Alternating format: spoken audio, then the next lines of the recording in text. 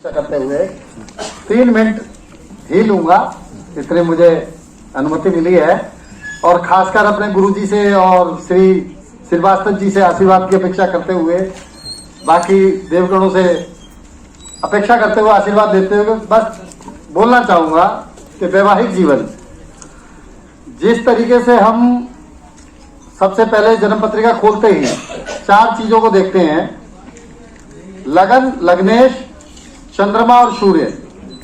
क्योंकि किसी भी जातक का वो कितना अहंकारी हो सकता है या कितना कमजोर हो सकता है या कितना वो अपने जीवन में सफलता मिल सकती है, किसी भी एंगल से सफलता, तो ये 4 चीजें बताएंगी।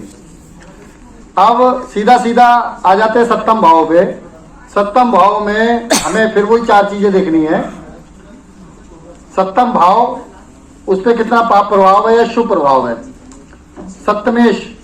सप्तमेश 7 ग्रहों में कोई भी हो सकते हैं, वो कितना पाप प्रभाव में या शुभ प्रभाव में है।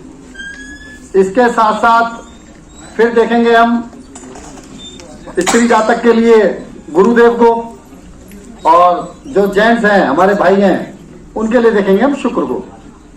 क्योंकि विवाह की वेदी तक लेके जाएंगे गुरुदेव। जब विवाह होगा तो शुक्र का काम आएगा ना। अब समझने वाली बात यह है कि जब 7वां भाव किसी तरीके से पीड़ित है, मान लीजिए मंगल बैठे हैं तो मांगलिक हो गए, सबको पता है, लेकिन मंगल से ज्यादा नुकसान करते हुए पाया है शनिदेव को, और उससे भी ज्यादा नुकसान करते हुए पाया है मेरे छोटे से अनुभव में 6ठे और 8वें घर के मालिक को। चलो 12वें घर का मालिक अगर 7वें में बैठ गया तो मुझे लगता है वो विदेश यात्रा कर देते हैं, या दूर की कन्या हो सकती है या दूर का वर हो सकता है। लेकिन उसके साथ साथ सप्तमेश अगर 6, 8, 12 में चला गया तो विवाह में परेशानी आना लाजमी है। ठीक है, अब बात यहीं तक नहीं रुकती, उसके आगे भी हमें जाना है। उसके आगे हम देखेंगे गुरुदेव को। गुरुजी कहते हैं जी हम तो शादी होने नहीं देंगे। अब जब शादी नहीं होने देंगे तो फिर विवाह में लेट हो गया। अब विवाह में अगर लेट हो रहा है तो फिर शुक्र का तो काम खत्म हो गया। लेकिन अगर हम शुक्र को ठीक करते हैं, जैसे कन्या बहने हैं, इनका किसी तरीके से दाम्पत्य लेट हो रहा है या विवाह नहीं हो पा रहा या कोई समस्या उसमें आ रही है, तो मेरा मानना यह है कि सबसे पहले बृहस्पति को ठीक करें, गुरु को ठीक करें। अगर गुरु को ठीक कर लिया तो समझो कि पूरी कुंडली हमने संभाल ली।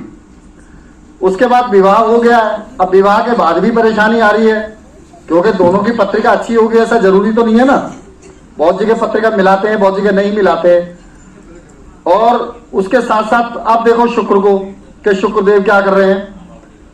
लगन कुंडली में कहीं से मंगल के साथ हो गए तो खराब, राहु के साथ चले गए तो खराब, और शनिदेव तो मित्र होने के बाद भी खराब।